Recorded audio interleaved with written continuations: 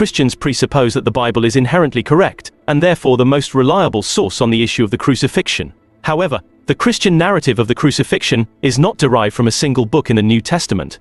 Rather, it is a compilation of details found across the 4 New Testament books we know today, as the Gospels of Matthew, Mark, Luke, and John. But upon closer examination of these 4 books, it becomes evident that their accounts of the crucifixion are full of discrepancies, contradictions, and inconsistencies that cannot be reconciled together. God willing, this will be proven in this video. Section 1. The Crucifixion and events pertaining to it. Each of the 4 books contains varying accounts regarding the words Jesus spoke while on the cross, the actions of various individuals supposedly present at the crucifixion, and the events that occurred before, during, and after the crucifixion. Let's consider a few examples. The final words of the crucified Jesus vary across the 4 Gospels.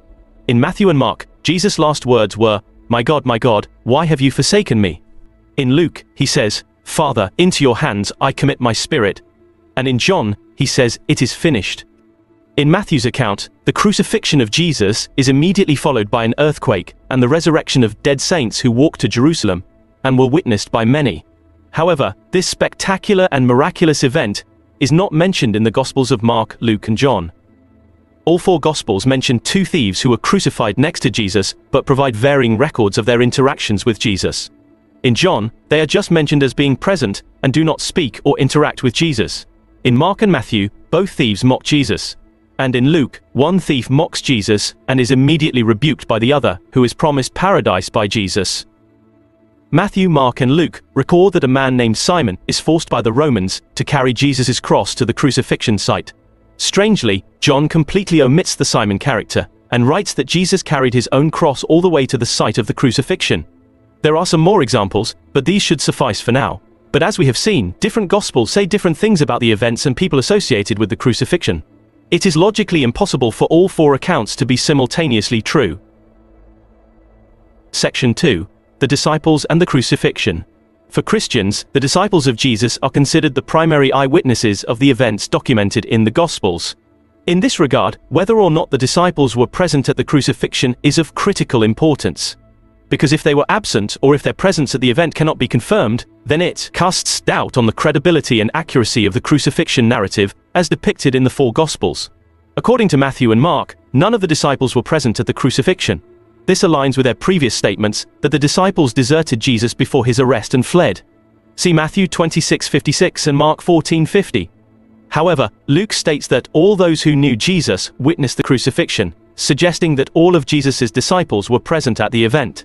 And in John's account, we read that only the Apostle John was present during the crucifixion. Interestingly, only John's Gospel states that the crucified Jesus spoke to his mother and John. Different Gospels say different things about who witnessed the crucifixion of Jesus. It is logically impossible for all 4 accounts to be simultaneously true. Section 3. The events of the resurrection of Christ. Since the 4 Gospel accounts contradict each other on the crucifixion, it should come as no surprise that these books also include conflicting information about the resurrection of Christ in the tomb. In Mark's account, Mary Magdalene, Mary the mother of James, and Salome show up at the unguarded tomb, only to find that the tomb had been opened. They enter it to find it empty, and meet a young man inside who tells them Jesus has risen. In Matthew's account, the 2 Marys show up at the tomb but without Salome. We read of an earthquake, frightened guards, and an angel who rolled away the stone covering the tomb. The women are informed by the angel about Jesus' resurrection. In Luke's account, the 2 Marys show up at an opened and unguarded tomb to encounter not 1, but 2 angels who tells them about Jesus' resurrection.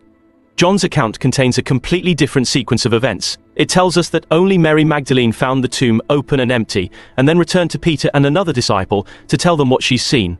The 2 disciples then run into the tomb and discover the linen with the burial cloth lying folded separately.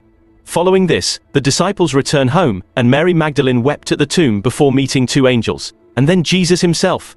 Jesus then tells her to inform the disciples that he is going to ascend to God. Once again, different Gospels say different things about what happened at the resurrection.